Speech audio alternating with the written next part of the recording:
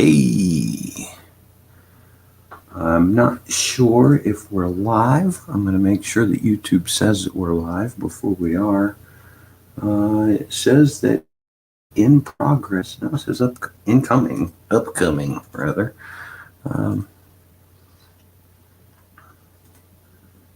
Okay, we are officially live, folks. All right, so I just wanted to go over a couple of things from the last video. I did have some comments that suggested that rounds have been more available recently, or coin in silver. So I just want to go over a couple of those things real quick and kind of show y'all where the shortfall is there as well. Now there is some fractional coin that's available if you're looking at junk coin. The 80%, 90% silver stuff. You can still get that, and I have been known to buy some of that stuff as well. But as far as 999 silver, that's what we're talking about. We're talking about pure stuff here. So anyway, I'll get right to it. There's no need in everybody looking at me, so we'll just go ahead and do that. And we're back at AppMax again here. Go ahead and maximize that right quick. I'm looking at the silver rounds by weight section here. Excuse me. And what I'm going to do is just do everything from 10 ounce down. We'll just work through and we'll look at everything that AppMax has available right now. And we'll talk about the spot price versus premium price on those, because that's the part that's getting crazy as well. Okay. So here we go. Let's start with, this time we'll start with larger denomination stuff first. Look at 10 ounce rounds here. This is a similar situation as we had last time, where I should probably, let me do this. Maybe that'll make the screen bigger there so everybody can see it. And that ought to work out. Okay. So if we scroll down through here, we get very similar situation in 10 ounce, right? All alert me stuff. That means that the lead time is so far out, folks, that they don't even know when they're going to get it, right? So there's another video that I'll probably go ahead and tag in this that y'all should get to listen to, and it'll give you an idea of why this is happening. But basically, all the way back to the smelter, there is no silver in the pipeline. And there's some reasoning behind that, but look at that. There is 0 10 ounce rounds available through AppMax right now. If we look down to 8 ounce rounds, 8 ounce is just non-existent. They just don't even have it listed anymore. 6 ounce, same thing, nothing there. 5 ounce rounds, here we go. So once again, a whole bunch of alert me going on here as we scroll down. So the Germania allegories they do have available, $4.99 on that. So there's one. That's one. There we go. And 2. 163.45 on that. So of the 5 ounce possibilities, there are only 2 in stock. The rest of them have such a lead time you can't even get to. There is something going on there. That is not. I'll have to look at that. That can't. Huh. Well, what the hell did I? Sorry, pricing got me thrown off here. Trying to figure out where at $5.99 there on a 5 ounce is unbelievably high price. I didn't even realize we were in the 5 ounce category when I read the price off here. Anyway, so there is something weird going on with that. That's at $100 an ounce. No one's interested in that. So at 163. Okay, but take a look at the premiums here on that, right? Spot currently as we speak is $25.20 an ounce times 5 would be $125 if you were paying spot price. So take a look at the premium there, right? Okay, so that's 5 ounce. We'll work our way down. 4 ounce silver coins. 4 ounce nothing is in stock with no available lead time. 2 ounce coins. 2 ounce rounds. Here we go. 2-ounce silver high relief, $65.38 if you buy a quantity of 100. Quantity of 1 to 9, $67.38. So if we divide that in half, we've got what, 33.50 plus 16, 33.66. Look at that versus 25. That is $8 over spot, or a 30% premium. Unbelievable. 1 ounce rounds. Here we go. 1 ounce rounds, not available till May 6th. Not available till April. May 6th. It's almost a month lead time. April 15th. Nothing, nothing, nothing. Keep on rolling down. April 19th. April 28th. Right? April 20th. April 19th. Nothing. May 14th availability. May 14th. That is a month and 2 days away. Ridiculous. Not available, not available, not available. Now, if you do want some peanuts and you're willing to pay $50 an ounce or double spot price premium for peanuts, 1 ounce silver, you can pay $50 an ounce and get it. Look at that premium. Unbelievable. $33. Again, we're at $8 over spot. $30 unavailable. $55 for some peanuts there, folks. Do you really want Charlie Brown on your silver that much? You're going to pay $30 over spot? It's over 100% premium. And of course, a whole bunch of we don't have it, we don't have it, we don't have it. If you're a fan of John Wick, you can get that on April 13th. It's a John Wick coin, 1 ounce silver. So even in coin, the availability is not there. And if it is, premiums are through the roof. This is going to go down. It's going to go down real quick. I have never seen this kind of availability problems.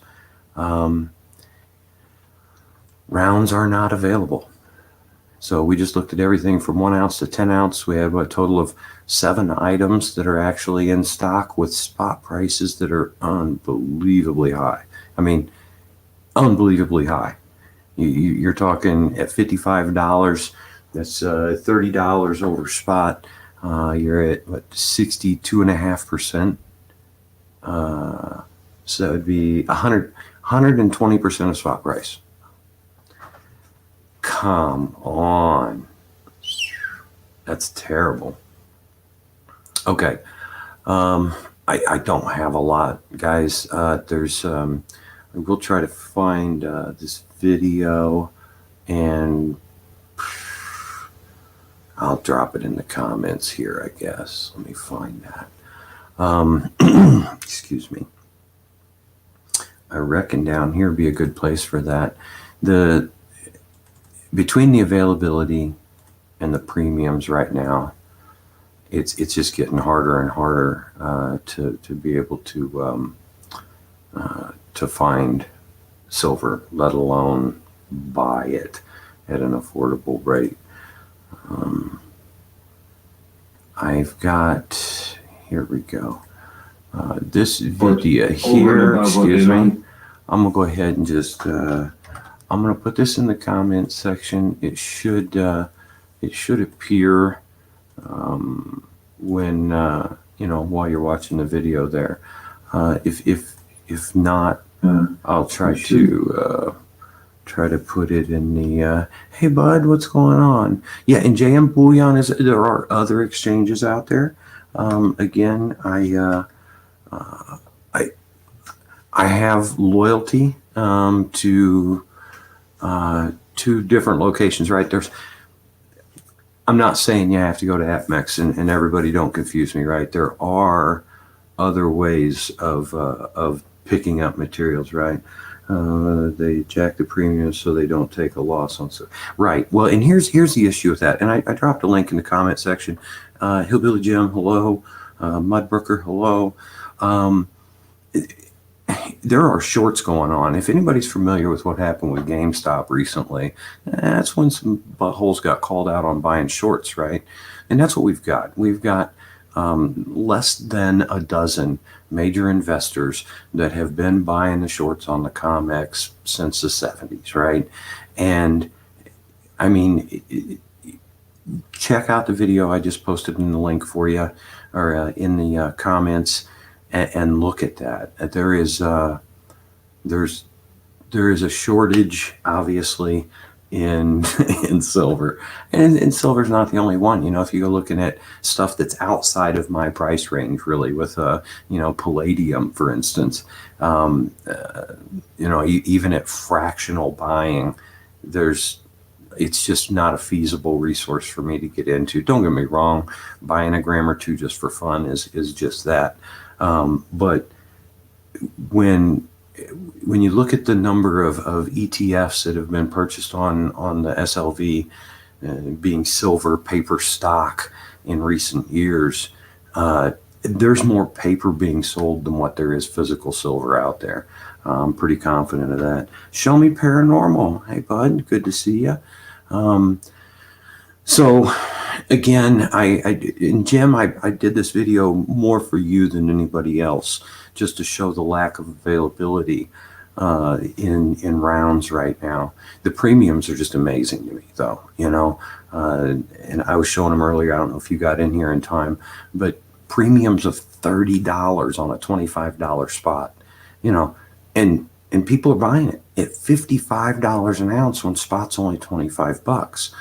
So there's definitely a narrowing going on of the pipeline. Again, silver doesn't have to be anybody's go-to. It's mine because it's an affordable thing. I'm just trying to find anywhere where I can park my dollars. It's amazing. I mean, we just went through everything from 1 ounce to 10 ounce rounds at APMEX. We only use that one site, but there was only like 7 or 8 products out of the entire thing. There's no 10 ounce. There's no 5 ounce. It's just not there. You can't order it, and the lead times are so far out that they're posting lead times of a month or 5 weeks. But most everything is beyond that. They don't even know when it's going to be there. Let's see here. We have estate sales and smelting is what I'd like to set up, and I agree. I would like to. I'd like to get a big fat furnace myself and start doing some reclamation of electronics. Mud says, wish I still had the 5 ounces of palladium I bought about 20 years ago when it was 169. No crap, bud.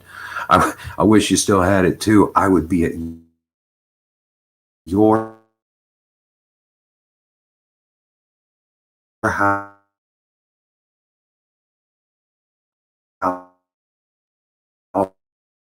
with bottles that hopefully I'm really I'm starting to get much more bullish into cryptos at this point. I found a couple of them that I really like. I will drop a teaser and say that if you have not looked into ADA, that's what you're going to be looking for as their call is ADA. These guys have got a very interesting model. The founder of the company is a very down-to-earth guy that is very, very future-oriented, if you will. And look, I know a lot of people are flocking to cryptos right now because they think it's a quick way to make a buck.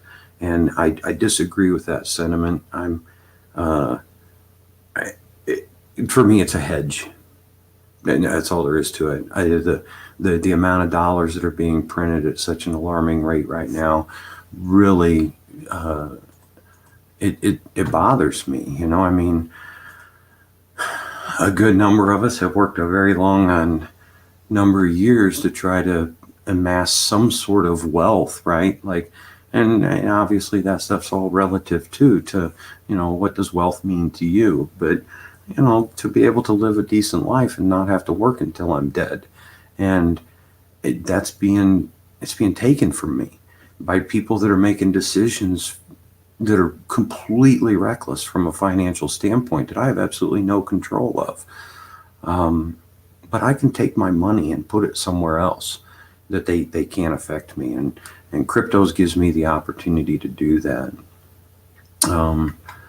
So Cardano is the ADA I was referring to, is a very interesting model.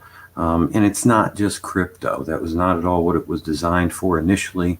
It's designed as a decentralized platform.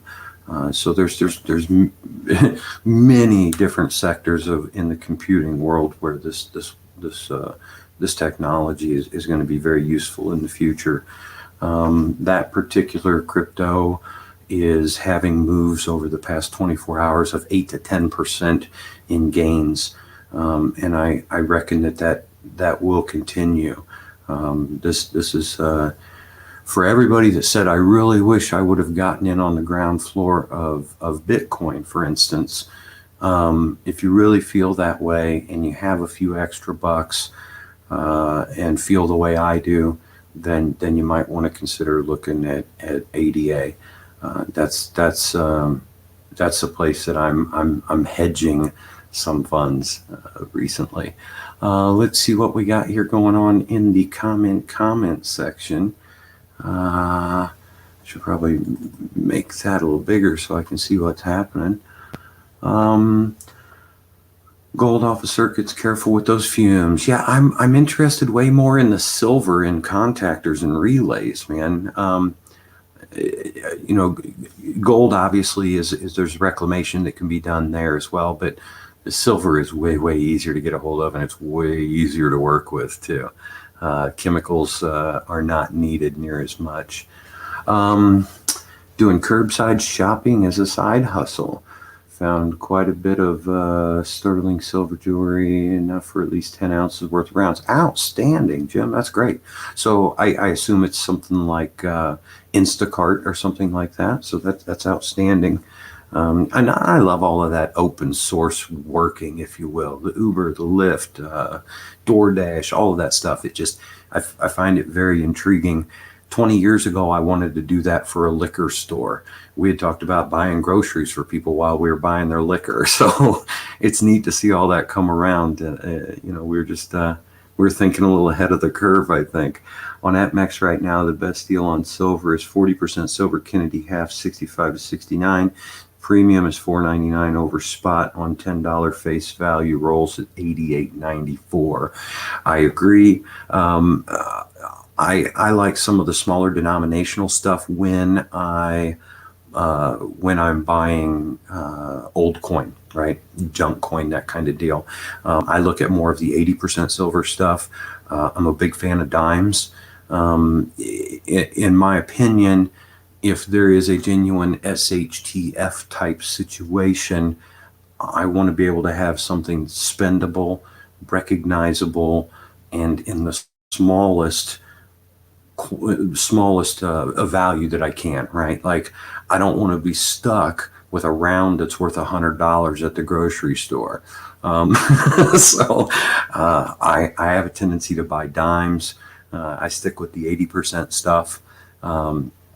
And I have not looked recently at what the pricing is on that. It's been, last time I bought dimes was probably a month ago. So we'll see. I'll have to find that page again. Let's see here. Let's search. What am I looking for? How about 80% silver? Do it that way. Booty-doo. Oh. I don't find it. It's still looking in silver rounds. All right. How about we call it junk silver? Let's see if we get with that. Okay, here we go. 90% silver. We got roll of dimes for $118. Let's see. So $5 face value at 90%. Let's see here. Where's my calculator? Home application. Calculator. What do we get there? 1/18 of any quantity. That's nice. And then we'll divide that by 5. Is 2369, 2370. So we go 25.15 times 0.9 is 2268. We're at 2370. So it's about a buck over spot. And that's not too bad on the 90% dimes.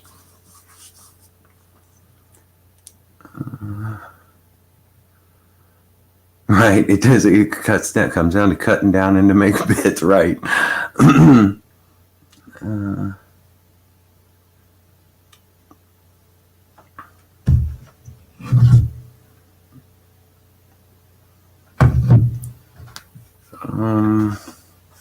Yeah, let's see, 90%. There's 90% mixed bag, 28.70, $3 over spot, $3.65, no, $3.55 over spot. Yeah, and look, again, I don't think anybody should be above looking through their jugs of change, right? Like, if you're one of those people like me that just constantly throws change in a bowl or something, don't forget to sort through them. You might be surprised how many gems you have just sitting in plain sight. $7.99 over spot on dimes. Yeah, I know, but we just did the math. If they're doing 118, is that what it was? Let's see, where is that one? Click on this one here, maybe it'll pop up for you. Any quantity over, okay, so more than likely what will happen is when you go to add to the cart, let's see what happens when we add to cart. Quantity of one of those for $118.55. Yeah. Oh, hold on, let me fix this cart first. Shoot, cart, there we go. We're going to get rid of that. Update, boom. Oh, well, it just didn't even want to do that. Okay. I have to remember how to clear out of a cart. Well, I just 0. Update. Yeah, it put it right back to 10, didn't it? Cocksucker. Oh, here we go. Delete. There we go. At this point, due to exceptionally high volumes, APMEX is only accepting orders over $150. Imagine that. Well, it doesn't have anything added in there, so $118.58. If it's actual 90%, let's go back here. There we go.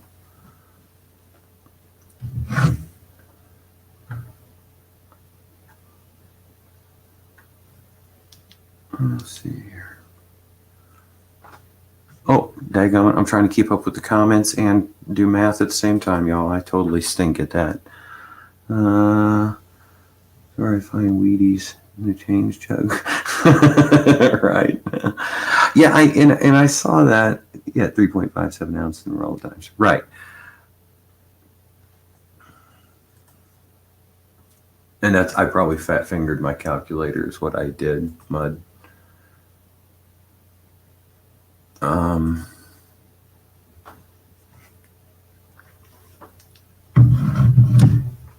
It's just amazing to me. It really is. The premiums are, and I mean, that's to be expected, right? For the price to be higher, not the premiums, the price, meaning spot. If the material's not available, i.e. the silver, then the premium shouldn't be higher. The product itself should be, right? Like, yeah, there's people buying shorts, and a lot of them. A lot of them. Oh, and don't get me wrong, I I mean, the coolest thing that would probably happen is if the bottom fell completely out and, the numbers that have been manipulated since the 1970s came true. I mean, don't get me wrong. I don't think there will ever be an equilibrium between silver and gold, right? That's not going to happen. Gold is always going to be more valuable than silver, just like platinum, palladium, right? Silver will always be the underdog in metals. But if you look at them, like, again, the amount of ETFs that have been sold on silver, and it's easy. You can look up these guys that are buying the shorts. It is, all this stuff is available, I think realistically a mid-high triple-digit number in silver is probably realistic. I don't know that we'll ever see that. The manipulation will probably continue until the wheels fall off of this thing. It has to.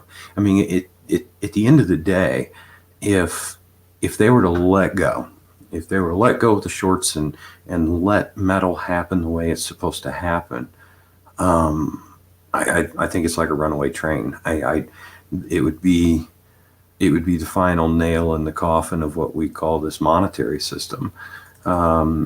It would not be good. Not be good. Oh, I'm sorry, Mud. Where do you want me to scroll down to, Bud? I'm trying to keep up here. Keep scrolling down to this page.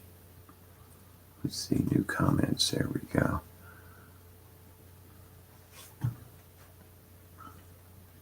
I didn't know which page I was supposed to be scrolling down on. I'll do you one better, buddy. Here you go. Control C. I'll go ahead and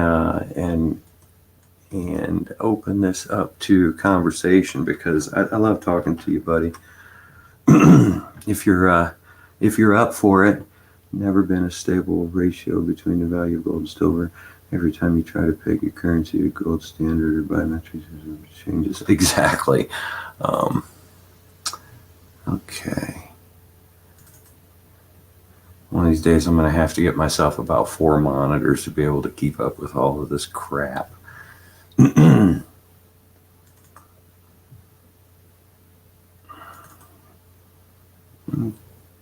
Do. All right.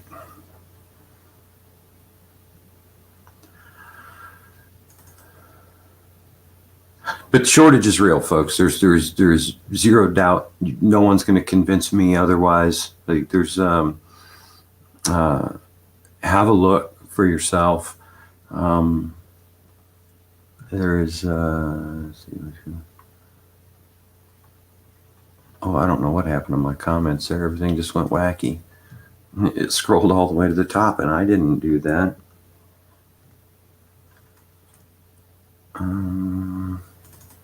Where were we? I moved away from my 1 ounce page is what I did. Yeah, look at these 2 ounce rounds. 65.38. Ouch.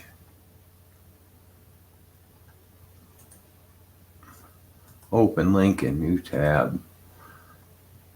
750 over spot. Oof.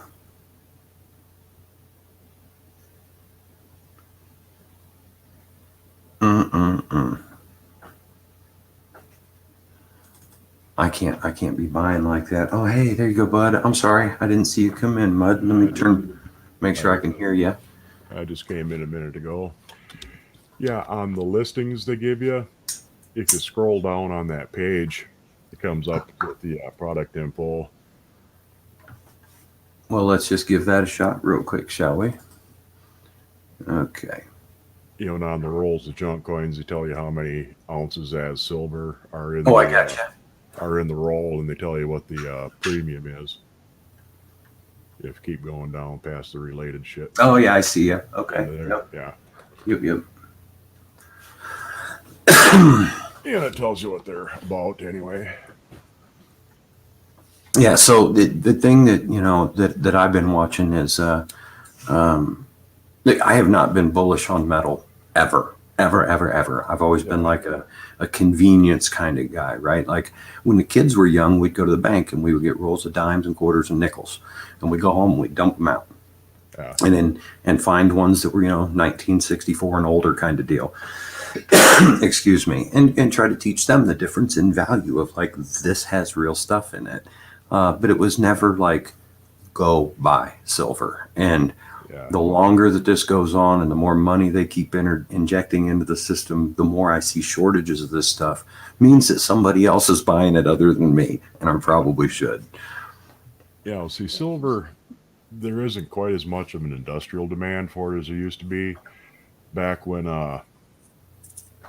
there was actual film photography. There was a lot of silver used for photography and especially X-rays. Right. That was, silver nitrate based X-ray films. There's still, a fair bit of industrial demand, besides just jewelry for silver. But what really drives the prices of platinum and palladium is the chemical industry because Right. they're used for catalysts and catalytic converter. That's why people are running around with a battery saw, Sawzall, baby. cutting people's catalytic converters off because you can get a couple $100 for a junk one if it's good, depending on the size. Right. For the platinum in them. At an industrial level, the push now with silver is, all of the small handheld electronics. Granted, there's not a lot in each one, but there's billions of them, right? And then with the EV cars are using a tremendous amount of silver in their battery technology now. So there will be that as well. And those numbers are readily available too. If anybody wants to go look them up, you can find that stuff. Well, they are mining some silver specifically now because it's been a little while. It's probably up to about $15 an ounce, but it used to be mining just for silver. If you have a big deposit of silver ore, it didn't pay to mine it until silver was over about $14 an ounce. Right. But most of the silver that comes out of the ground now is a byproduct of copper mining. Exactly. Because copper, gold, and silver tend to run together. If you got a good deposit of copper, there'll be gold and silver there as impurities in the copper when they smelt it out. There used to be a copper mine up in Ladysmith, not far from us, and they strip mined it for a few years and dug the deposit out over the course of about 10 years. And the copper that came out of it was enough that it would break even for the mining operation. But where all the profit came from was the gold and silver they pulled out. Yeah, and there is newer technology silver where they've got scrubbers, right? That kind of deal. Where they're looking and they're getting silver out of places that they never would have gotten it before, due to this byproduct of stuff. So they don't have to go looking for it the way they used to, but they're also not claiming as much of it as they did when they went looking for it. So it's curious to me though that number one, again, this is not a way to make money for me. This is definitely a way to not lose money. I'm using this as a hedge 100%. You start looking at what was a dollar worth in 1913 when they decided what a dollar was going to be worth. And then you look at it again in 1971 when they ran away from gold. And then you look at it today, and when you come down and realize that you lost about 97% of the purchasing power of a buck, it's very disheartening, man. So it's just going to get worse. We're to the point. Go ahead. When you think about it with gold and silver, yeah, there's a certain degree of fluctuation in the value, but a $20 gold piece in 1920, when you could actually get a $20 gold piece from the bank, you could buy damn near the same thing you could with the value of an ounce of gold today. Exactly. You could buy yourself a nice suit, real nice pair of shoes, probably go out on town a couple, 3 times on that $20 gold piece. And if you sold it today, you could probably do damn near the same thing. go get yourself a proper fitting suit and take your lady out for dinner. That's right. Yeah. Yeah, and that's kind of the judge. I mean, younger folks may not have heard that analogy, but an ounce of gold has always been worth a fine suit, and a fine suit comes with some other things with it, like dinner for your lady and taking her out, and that's kind of held as a standard. So imagine how much money it costs to do that now, Yeah. and how much it's going to cost in the future when.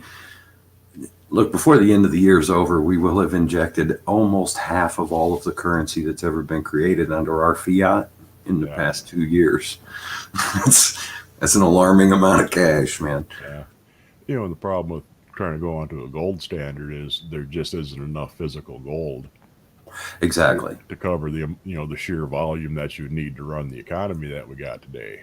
There's just no way in hell you could do it unless you declared that gold was worth $250,000 an ounce. Right. It's the only way you could spread it out enough. And even then, everybody wouldn't have an ounce. Right? It would be fractional tokens. And that's kind of where crypto is. That's where the future is of this, because I mean, look, they didn't print money the past 2 years, just so everybody's aware of that. These are ones and zeros that they've added to bank accounts, right? So since we already know that we're in a digital currency world, let's just go ahead and make it a proper digital currency world and call it what it is. And that's where we can have these fractional components. An ounce of gold can only be cut into so many pieces before it turns into dust, and it's not a feasible thing to carry around. But we can take a token and put as many point zeros behind it as we want. Yeah, we're stuck with a fiat currency of one kind or another, no matter what we do nowadays, whether it's, paper money printed by a government or a cryptocurrency. Its only value is what somebody will give you for it. And that's Exactly. that's just a simple reality of life. You hear these idiots going on, oh, we should go back on the gold standard. You dumb shit, it don't work. It ain't gonna happen. It can't happen. Yeah. It can't happen. Like, here you go. Here's your three grains of gold. I would like to drive away with my car now. It's just, you're not going to see that happen. Again, if people are not familiar with cryptos, there's a couple of things I would like to recommend as well. There are exchanges that you can go to, for instance, and not a paid advertisement by any means, but Coinbase. You could set up an account on Coinbase, and you don't even have to put money in. You don't have to buy any currency. There are cryptos that will give you currency just by learning what they are, just by understanding what digital currency is. You go through a little video that lasts 30 seconds or a minute, and you answer one question just to make sure you understood what it was about, and they'll give you like $2 worth of crypto. And most of those sites, you can get 40, 50, 60 bucks in US dollars or Canadian dollars or whatever, just by going through these tutorials and learning what a crypto is. And especially folks our age, man. Mud, you know as well as I do, you talk to the average person that's in our age group, and they think you're talking about black fucking magic when you start talking about cryptos, right? Like, this is pyramid scheme, fuck that, robbing your money, So I think understanding it is probably the most important part. Whether or not you're ready to get your feet wet or not, at least know what's coming, because it's coming. I mean, full steam ahead. Yeah. Yeah. Yeah, see, I'd always, collected coins and bought silver, mostly just because I like collecting coins and buying silver. And I had quite a bit of it, back when silver was $6-8 an ounce. But went broke in the meantime. Had to sell fuck near everything I had to survive for a while. Right. Here I am now. All of a sudden it's worth tons and tons more than what it used to be, but of course it's all gone. But that's the way life works. It is the way life works. You're absolutely right. Pretty much anything that you had at one time or another is going to be worth a hell of a lot more than it is, 25 years from now. The old cars, the car you had in I was just gonna say, 1988, fuck, you still yeah. had it. It's a $14,000-$15,000 ride for the $500 beater that you bought. In 1988, I had a 1967 Roadrunner RT.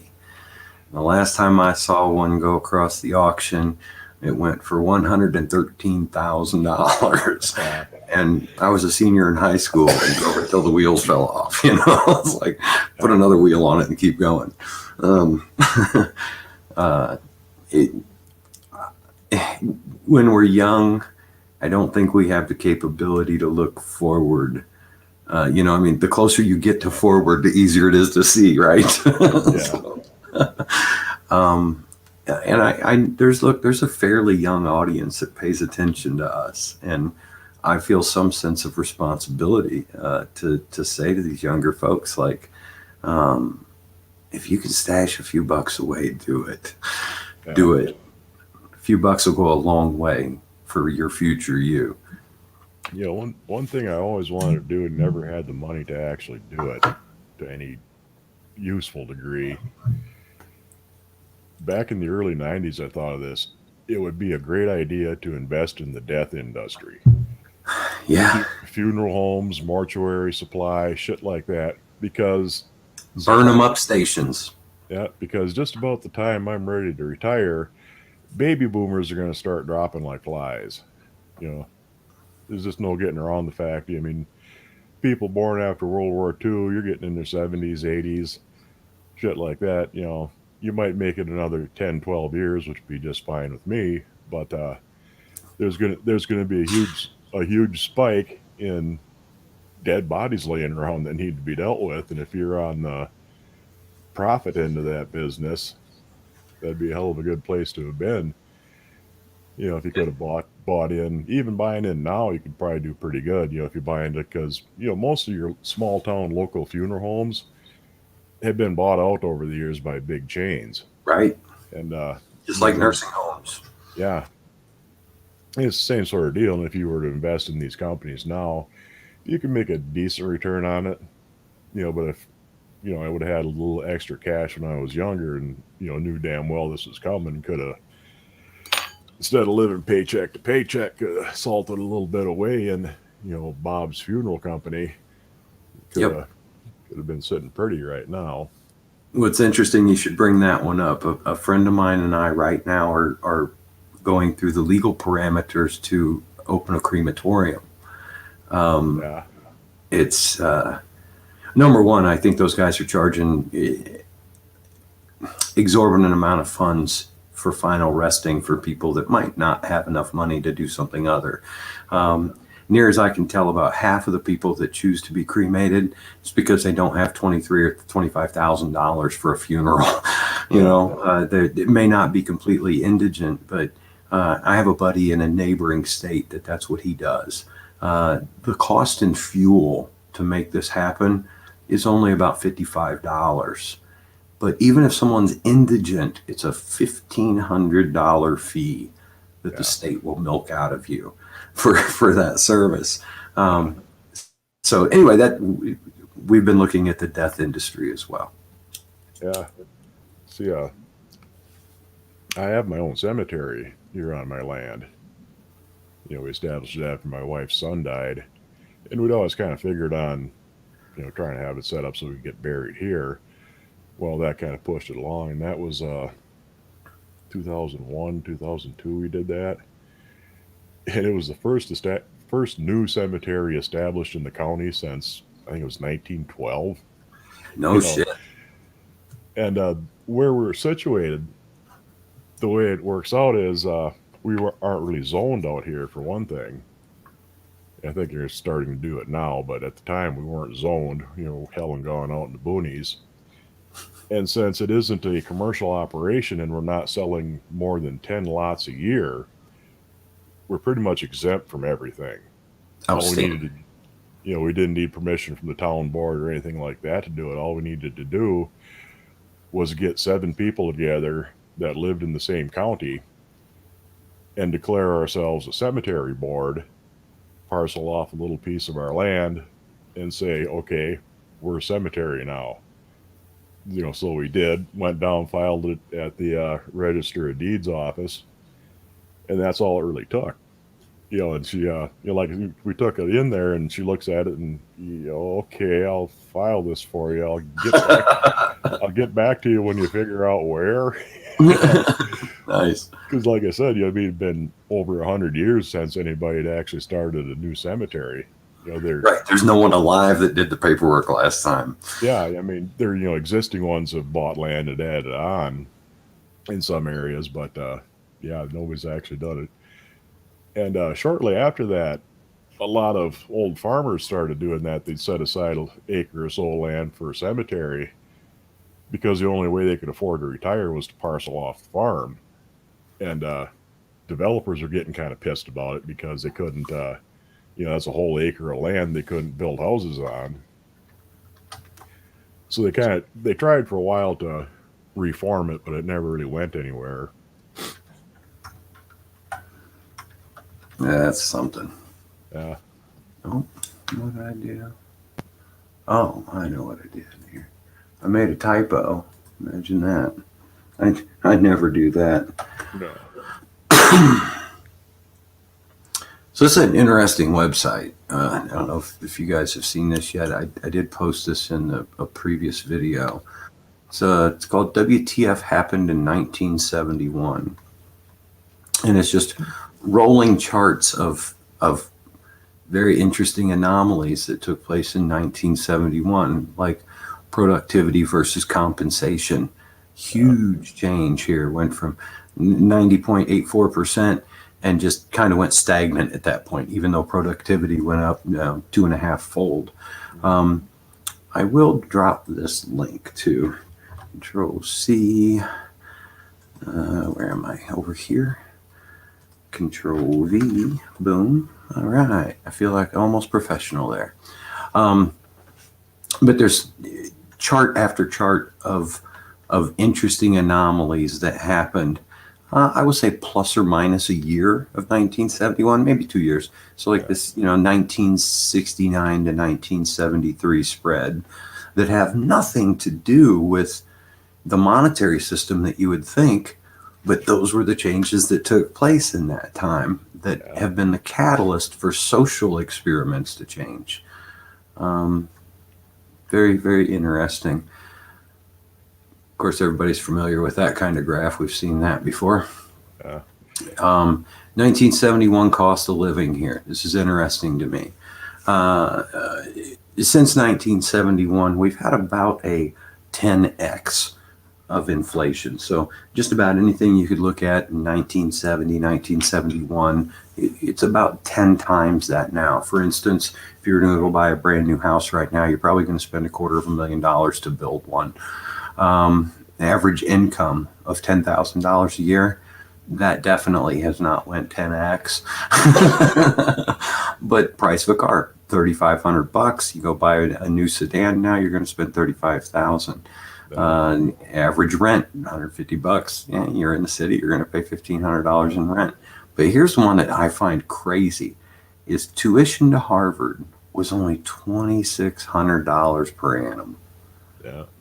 What in the hell? Could you imagine that? If at 10x, that would only be $26,000.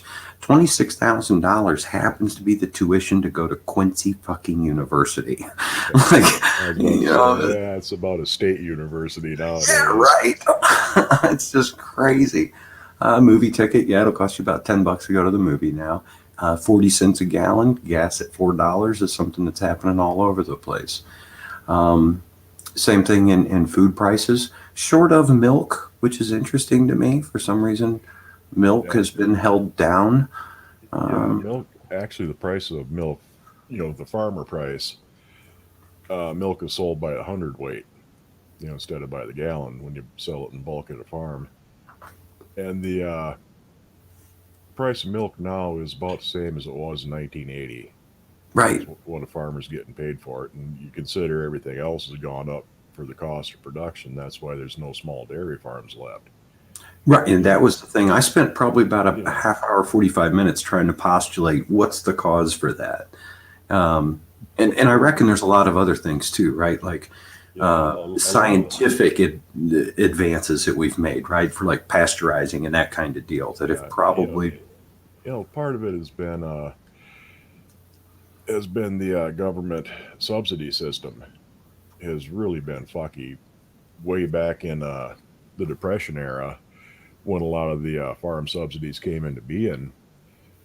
They wanted to encourage dairying in areas where it wasn't big because you could have a decent farm on a fairly small piece of ground, make a living. You can make a living on a 80 acre, 100-acre dairy farm, milking, you know, 20, 30, 40 head. And they set Eau Claire, Wisconsin as the center point for the pricing system. That was the base price that the government pay. The farther away from Eau Claire, Wisconsin you got, the more the government paid in price support. So that's why the dairy industry started really taking off in California for the big corporate farms because they would get a huge subsidy compared to a farm in Wisconsin, even though California isn't really suited for dairy farming because of the climate. You have to air condition the cows, for Christ's sake, otherwise it's too hot for them to really milk good.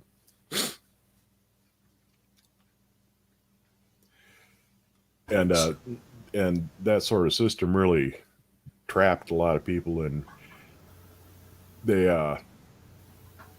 it held the price pretty much stagnant because you couldn't outcompete the huge dairy farms that were growing up out west and down south, and they eventually just flooded the market. And it's to the point now where you can't make a living milking less than 500-600 head at a right. time because the profit margin is so narrow. You have to be able to put out that kind of volume, which of course floods the market and keeps the price down. And the same thing has happened in pretty much all areas of agriculture. Pork prices. It used to be if you were running, 1,500 head of pigs, shipping a batch of pigs to market twice a year, you were a pretty good size operation, and you could make a profit after you fed them up to market size. You could make a profit of $8-10 a head. Nowadays, the big elevator companies were looking for some place to dump their grain. They went into the pig business, feeding 100,000, 200,000 head, shipping 3 times a year. It's to the point now, by the time you raise a pig to market size, there's only maybe 75 cents to $1 a head profit on it. Uh-huh. Well, that's great if you're shipping 175,000 head 3 times a year. Right. But if you're shipping 2,000 a head twice a year, you're fucked. Yep. There's no And way you can afford, you can't sustain it. yeah, So as we're looking at those other dairy items, 80 cents for a pound of bacon in 1971. If you go buy good bacon right now, you're going to pay $6 to $8 a pound for it, guaranteed. So same thing with hamburger. Beef is $5-6 a pound. So all of that 10 times valuation is pretty stable across the board, other than those couple of things that we talked about. Let's see, cumulative inflation. That's a big one. That's same thing, and that's due to running away from the standard of gold. Right, there was no longer anything to compare it to in 1971, and you can see what happens there. And to a lot of folks, this is old hat. This is stuff we've talked about for a number of years. But again, for the younger audience that might watch this video, the CPI, or Consumer Price Index, is a real interesting chart to take a look at here. And you can see the same thing happen. I mean, we stayed relatively the same from 1775 across the board until 1971. And that happened for the same reason. There was no longer any check to maintain the balance. yeah, Interesting set of charts. You guys get a chance, take a look. This is a pretty good one right here. And this kind of explains in more detail what we're talking about as far as the precious metals, gold, silver, platinum, palladium, all of that stuff. The minute that we left the gold reserve, suddenly the price was able to remain stagnant, if you will, while inflation ran away. Well, let's not entirely back up a little bit Yes, sir. to that gold chart. Yep. Yeah, see, around 1980, in the early 80s, gold was way up, though. I mean, they're showing $300 an ounce in 1980. It was running more like 800, 900. I think it spiked all the way up to a little bit over 1,000 for about a year. And there's about 2 years in there where gold was real high, and then it slowly came back down. So, And where he's looking at here is this yellow line. And that's, we have had some irregularities, right? Not every spike's going to be in there because we're looking at 105 years worth of information. But you can kind of see a little ripple here. Or am I reading it wrong? Is the yellow line the market price? I think yellow line is your market price. We've got, let's see, weight versus annual means price. So there you see your 1980 is directly under your spike here. Okay, I was reading it wrong. But that big dip in around 2000, from 95 up until 2003 or so. That was when they brought out the euro, and all the national banks in Europe had to dump their gold reserves to go onto the euro standard. So there's a big drop in gold prices then, and silver kind of followed. As it does. Yeah. Always marginal. I mean, right now, we're 69 or 70 to 1 silver to gold ratio. Let's see.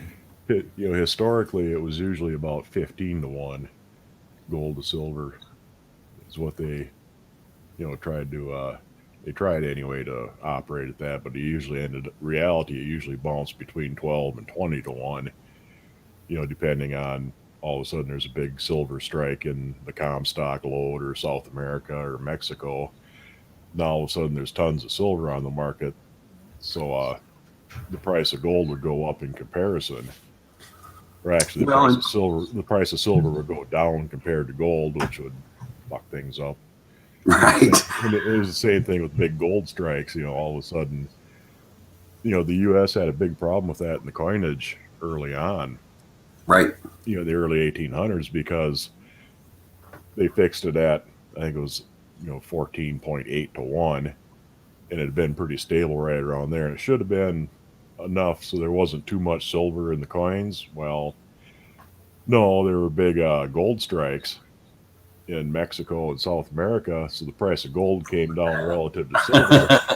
So now all of a sudden a silver dollar, where it should have had 90 cents worth of silver in it, all of a sudden had $1.05. Right. So if we had that type of ratio, silver to gold, at 15 to 20%, and gold is currently parked at $1,200 right now, or not percent, excuse me, but 20 to 1 ratio. That means that realistically, silver should be about $60 an ounce then at a 20 to 1. Obviously, 15 to 1 would be, a better ratio yet, right? That would put us up, I don't know, $72, $74 an ounce, something like that. And this next one's pretty neat. Hyperinflationary episodes, and this is global. And you guys probably can't read the fine print, so I'll help you out here. But this first category over here, it shows you the different countries like, Austria and Germany and Greece and all this. And this particular rectangle is World War I. So we had a total of 7 countries that went through hyperinflationary period at that time. And then there's different degrees as to whether that happened in hours in red, days it took in orange, or weeks in yellow. And then, of course, the next blue segment here was World War II. The largest wars in the world definitely are going to cause for some hyperinflationary periods. But then this interesting thing happened in 1971 with something called Bretton Woods. I'm not going to get into what exactly that is, but it has everything to do with the moves that took us away from gold. But you can see where that catalyst kicked off for the next period of years and how many currencies just ran away. They lost control of them due to usually overprinting, whether it was paper or just depending, pretending that it was. But metals has historically kept fiat currencies in check. And the minute we quit using them to at least maintain a standard, that's when this stuff seems to happen, at least historically speaking. And they kind of tried to control the volume of currency or the value of it by you have to have enough currency circulating to keep your economy running, but you have to have enough scarcity to make it worth something. Right. And you hear a lot of people talking about socialism is big transfer of wealth. Since about 1980, there's been a gigantic transfer of wealth, but it's been upward. Historically, the top tax brackets, they were ridiculously high after World War II. They were like 90%. If you were a millionaire, you were paying $900,000 in taxes on $1 million. But it dropped back to where it was pretty stable around 55-60% effective tax rate. And they started cutting it back down. The real thinking behind it was they wanted to try and pull the money out of circulation, but still have a little bit of a reserve there that they could kick back in if you needed it. And it ended up transferring so much wealth upward that it's really fucked things up. They have no way to keep the economy going without printing more and more money because there's so much getting pulled out, and there's no way they can really rein that in without raising taxes on the rich, and that ain't going to really happen anytime soon. Right. The only real fix that the Treasury Department has is to increase interest rates. That's their go-to when inflation takes off. Yeah. And I mean that's something we're looking at right now. I mean, the Feds like to keep the inflation, if they can, at about 2% per annum. Yeah. And and growth about the same for the right. GDP. Exactly. A little bit more, 2% inflation, 3% growth. Things steam right along relatively well. Let's see here. This is depreciation of currencies. In other words, your purchasing power of that money. You can see same scenario, 1971, what has happened there. We had a few countries that were still holdouts, since the 1930s after the Depression. But that got put to an end in 1971 as well. Number of countries with banking crisis, and we can look at the years there from 1800 on. Obviously, when we get into this region here, that was during the Great Depression. There was a huge number of banks, obviously, that collapsed there. But you can see what's happened in recent years. It's basically from 1971, where the arrow is here, onward. And it's been a pretty good spike. This GDP map I found interesting as well. Excuse me. Again, going inside, this was coinciding with more of like the dot-com bubble that we had in the mid-late 90s. So there was a pretty good bump there, but this is obviously a projected map. It goes out to 2050. Yeah. And I think at current levels, I don't know when this site was put together. I would have to take a look. But I think it was some years ago. I would probably put this at a much steeper incline than what it is right now, just due to what's happened over the past year. Let's see. This is a This chart is U.S. national debt. If you guys have never been to the Debt Clock website, that's a really alarming thing to look at. But here we go. So this ranges from 1900 all the way to 2020. And in 1971, you can see where the hockey stick starts to appear. Then we've got the era of George W. Bush in here at 2000, and we started to have this little flattening happen. And then 2001, obviously we went balls deep into war, and you can see what's happened from that point on. So our debt at that point was under $6 trillion. You know what, I should back up just a little bit. Take a look here from 1900 all the way out to Depressionary era, so mid-1930s here. We still had not racked up $1 trillion worth of debt in this country. It took until 1982 for us to have $1 trillion worth of debt. So since 1982, we've went from $1 trillion in debt up here to $23.5 trillion. Unreal. I can spend hours just looking at these and trying to put them into a historical context of everything I can remember within those date ranges and those years. Yeah. Part of it is, gold has been replaced as the real medium of exchange. And oil has become the primary backing. The problem is going to run out of oil eventually. Right. There's only so much gold, but most of it's still around somewhere, Yeah, once the oil's used, it's freaking used. Yeah, once it's gone, it's gone. And there's going to be a bit of a problem for things for quite a while until they figure something else out. Yeah. And not to mention the fact that, the majority of oil does not come from our chunk of the rock either, right? Yeah. Like most of it is somewhere else that's not where we are. Yeah, people screaming about, they canceled the Keystone Pipeline. It's going to increase our dependence on foreign oil. Where does the Keystone Pipeline start? In Canada. It's all fucking foreign oil. It's not our oil. It's not. And there is a Keystone Pipeline that exists. It's the Keystone XL. It's basically a parallel line. And the damn thing wouldn't have been done in another 6 years anyway. Exactly. Before you even got a drop of oil through it. And most of the oil that's in the Keystone Pipeline and the XL line was heading for the Gulf of Mexico to be exported, because it's cheaper for Canada to pump it across the U.S. than it was for them to build pipelines across the Rockies to the Pacific and export it out that way. It's just a simple matter of, it's the easiest route.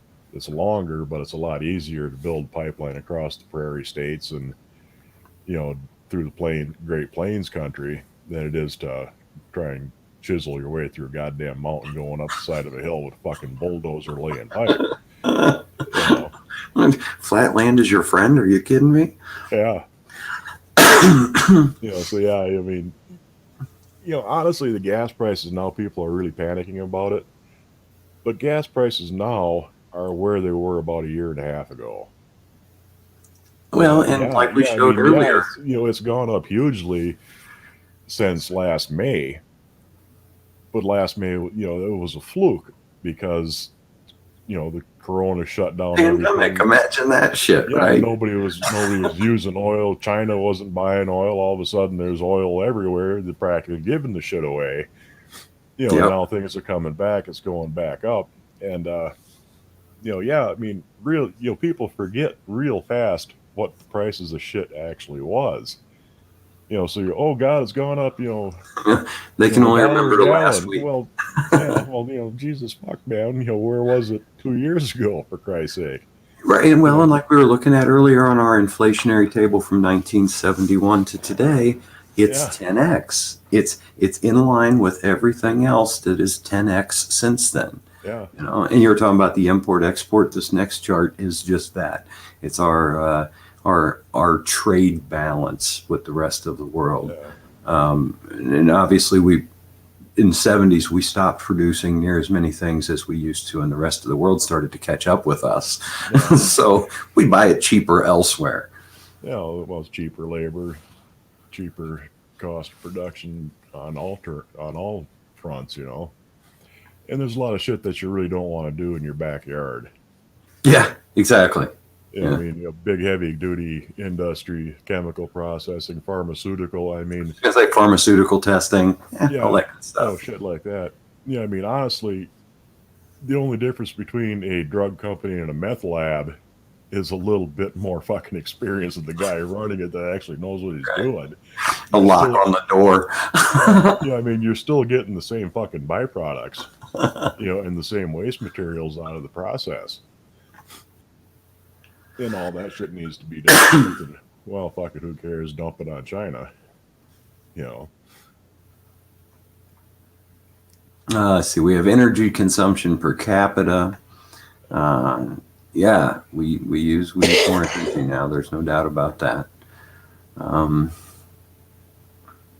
Ideological positions of the major parties. I kind of thought this was interesting. And, I mean, historically, we've seen this before, right? Democrats felt a particular way for a particular amount of time, and Republicans felt different than that. And those lines have crossed before. But this is a pretty good paradox here that they've shown in that same timeline where the separation of the two got very broad. But historically, it's been very broad before. It just happened to have been 100 years ago that happened. Uh, Let's see. Oh, political speeches. This is an interesting one that the language expresses more sentiment than it does actual political views, and speeches have been dumbed down. So it's uh, an interesting chart to throw into the mix there, but there is some correlation to the same timeline. yeah, if you want to get elected, just scare the soccer moms. That's all you got to do, Yeah, right? that's all you got to do, It's really, Interesting how all these timelines run right along with um,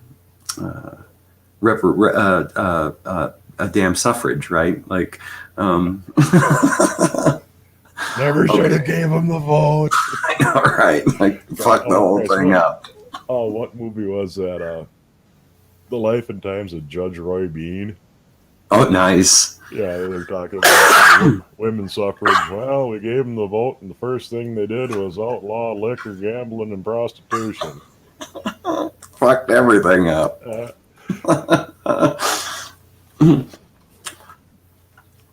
Yeah, so I didn't mean to fall down the rabbit hole of charts, but you guys have the link. You can look on your own. There's a plethora of stuff to look at here. Again, charts that I would never think that would correlate to that timeline. Percentage of children born to unwed mothers. Don't know why that took a huge spike in the same period as well. But it has continued to remain that way for some number of years. Anyway, the list goes on and on. Have you ever seen the video on Mouse Utopia? No. It was an experiment this guy had done. He'd been experimenting with societies of animals. And he built this. It was a mouse utopia. It was, perfect nesting boxes, no competition for food, no predators. It was all self-contained. Yeah, I got to get a drink too. Entertain yourselves for a minute. I'll be right back.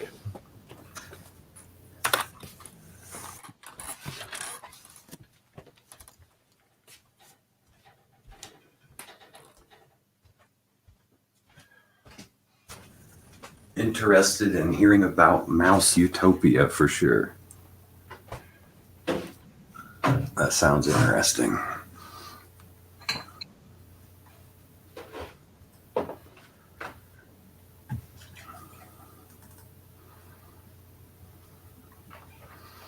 Okay. Growth of physicians and administrators. Yeah, believe it or not, modern medicine made a turn in the early 70s too. And there are Yeah, anyway, the Mouse Utopia built this ideal environment for the The mice. the numbers.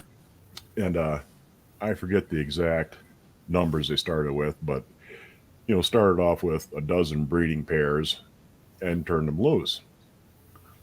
And you would think what would happen is eventually they would overpopulate and start dying off. Well, they did start dying off, but they never got past about 70% of what the environment could have supported.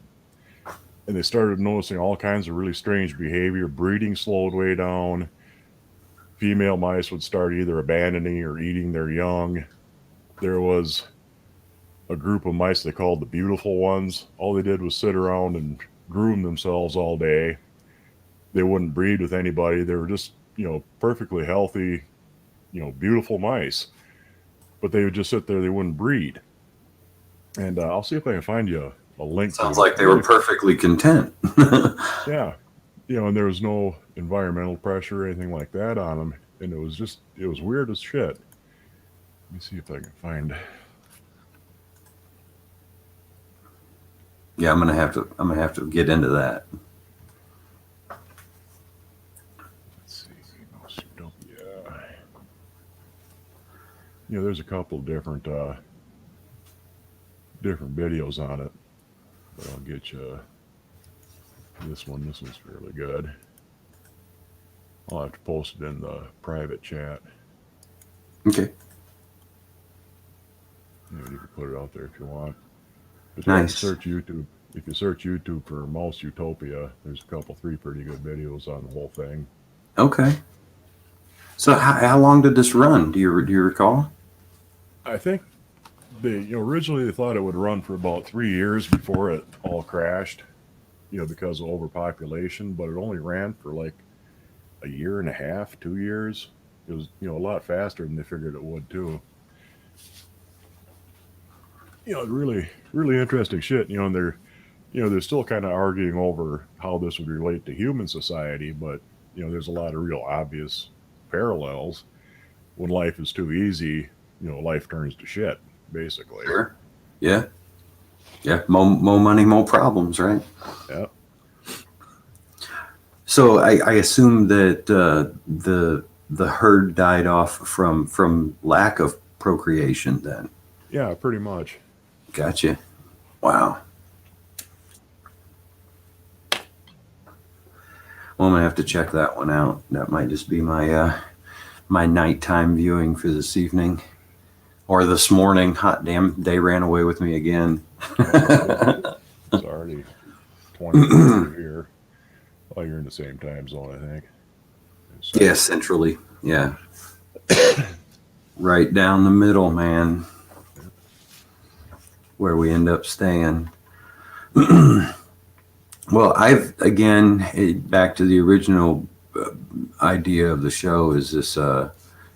I've never personally witnessed not being able to go get something and not seeing the price inflate, right? Like obviously premiums are because the guys that are selling it for more, but from a harvesting or mining operation, those dollars aren't increasing for some reason.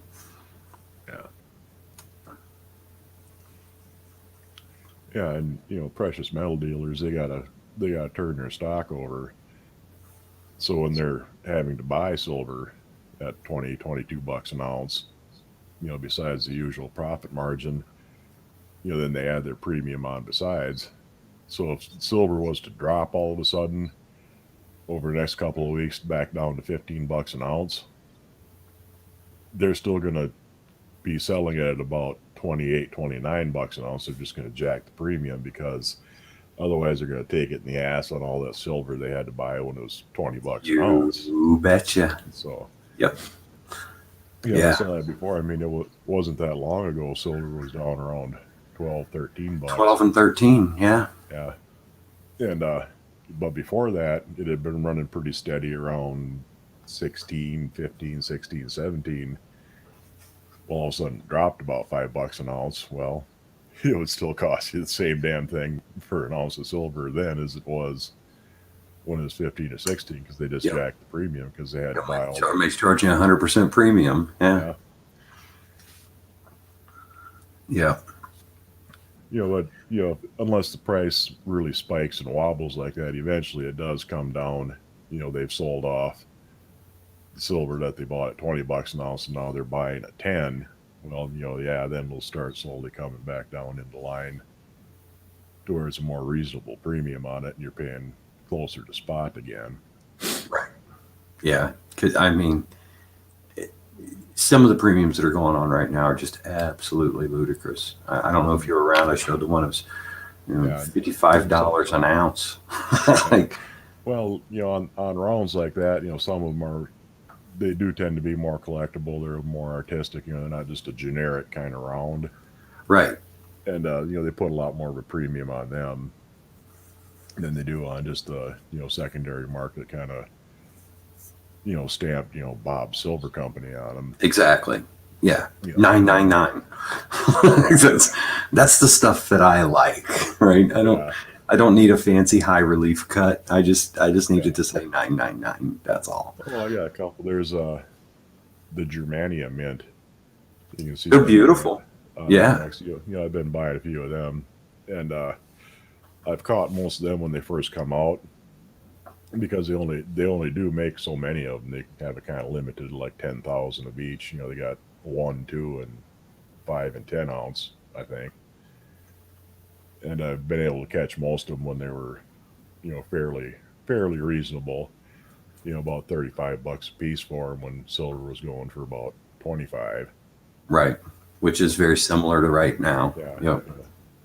And but the same thing now. If you can find one, they're going for $60-$70 a piece. Yeah. Like I say, I just get one of them just because they're fucking cool. But if I'm looking to buy a silver, I usually buy junk coins.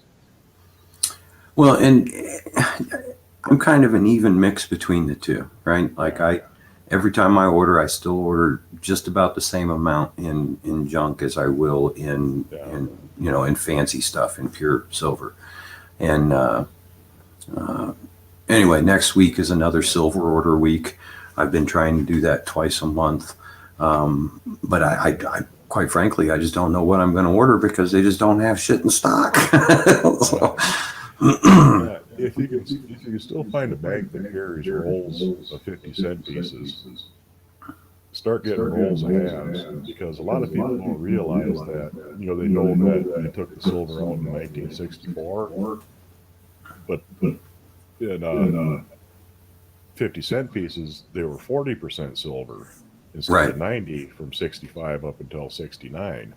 Yep. And every now and then you'll still find a 40% floater in there. Half in there. So, picking through them, and when you get done with them, you can take them to a different bank so you don't get the same fucking coins back. Exactly. Cash them in. And it's nice to get a silver coin at face value for 50 cents. And I think I'm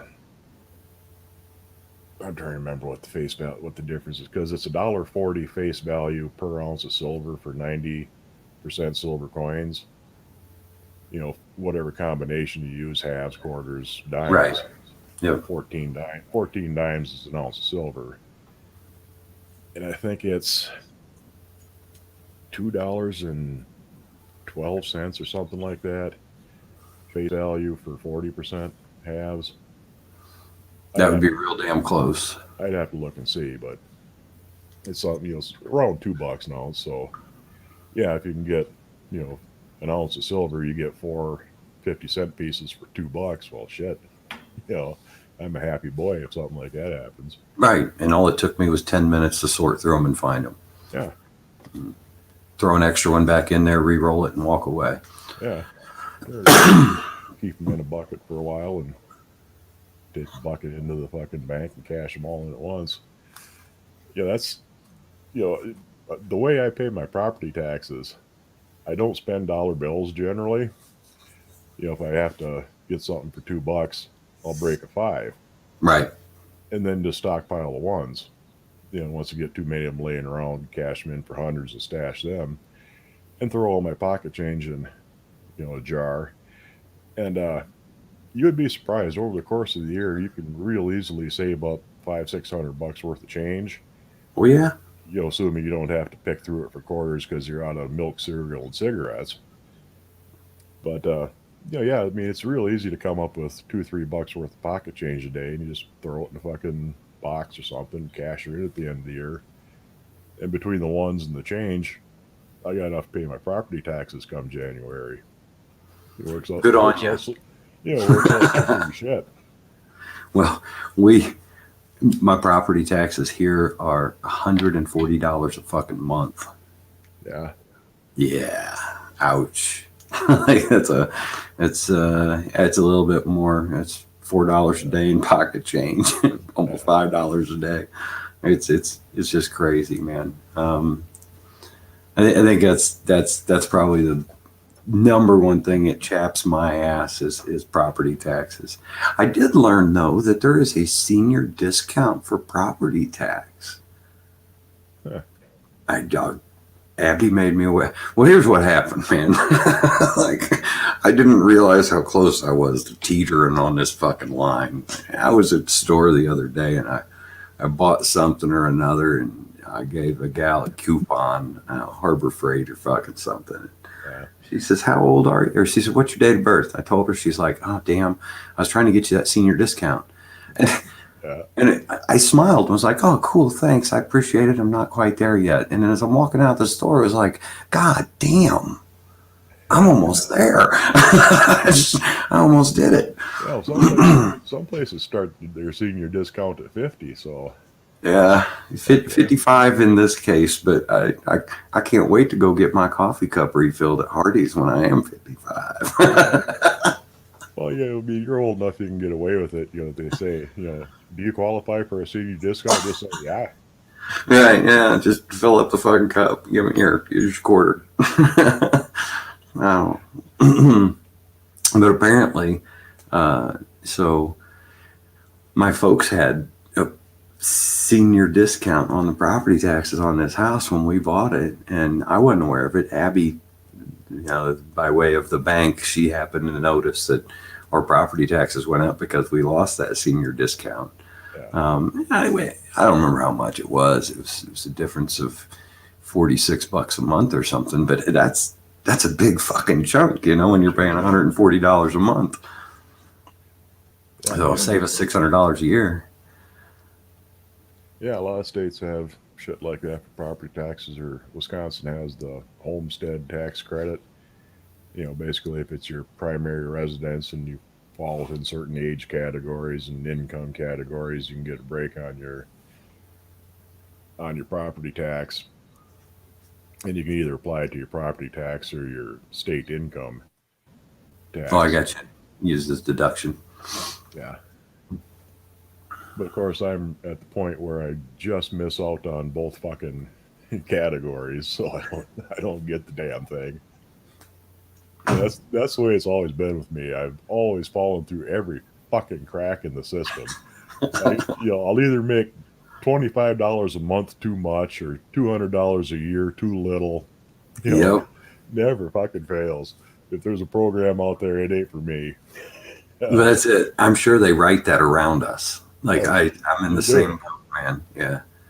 There was some years ago, I wasn't working. I was fucking blind. I couldn't do shit. And Abby was the only one making any money. And we had my daughter in the house at the time. And it was, money's tight, times are hard kind of deal. And it's a similar kind of deal. We're $20 over a month in getting any kind of assistance, fucking food stamps or any of that shit. It's like, God damn, boy, it's almost worth it to just go quit your fucking job.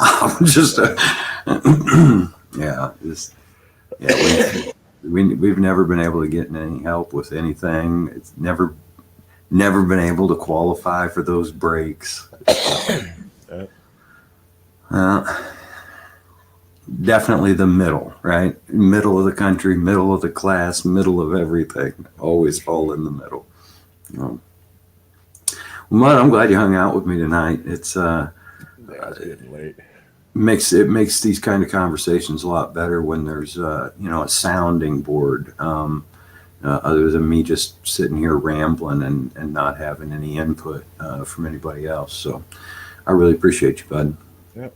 We'll see you around next time. All right, y'all have a great night. Appreciate you, buddy. You got any last words? No, not that I can think of offhand. Perfect. I'm gonna shut her down then. Okay.